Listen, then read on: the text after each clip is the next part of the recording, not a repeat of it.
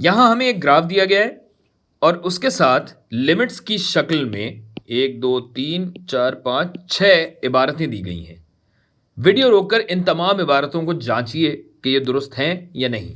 پہلی عبارت کہتی ہے کہ x = 1 پہ دائیں جانب سے آتے ہوئے فنکشن 0 کی جانب بڑھ رہا ہے، جبکہ گراف کہہ رہا ہے کہ اگر 1 پہ ہم دائیں جانب سے آئیں تو فنکشن 0 کی طرف نہیں بڑھ رہا، کیونکہ فنکشن کا یہ والا ٹکڑا ہے اور یہ والا ٹکڑا کس طرف بڑھ رہا ہے؟ یہ والا ٹکڑا 1 کی طرف بڑھ رہا ہے، یعنی یہ والی عبارت تو غلط ہے. اب آ جائیے دوسری عبارت کی جانب.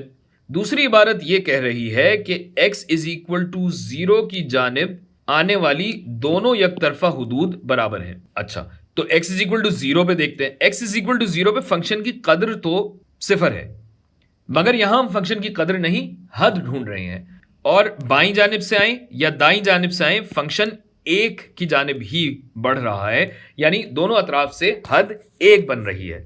1 اور یہ 1 اور یہ دونوں برابر ہیں، جس کا مطلب ہے کہ یہ درست ہے. تیسری عبارت کو دیکھیے. 0 کی جانب اگر منفی سم سے آئے تو 1 کے برابر، یہ ہم ابھی نکال چکے ہیں، یعنی یہ بھی درست ہے.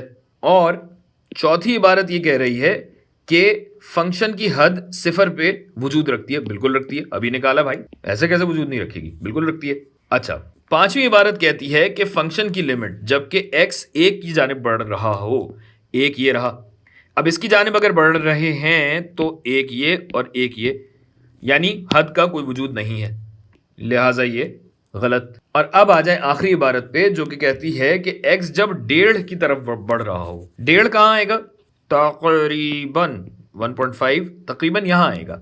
اور یہاں آپ دیکھ سکتے ہیں کہ چاہے دائیں سمت سے آئیں یا بائیں سمت سے آئیں فنکشن کا وجود 1 ہے، فنکشن کی حد کا وجود 1 ہے، اور یہ بالکل درست بات ہے.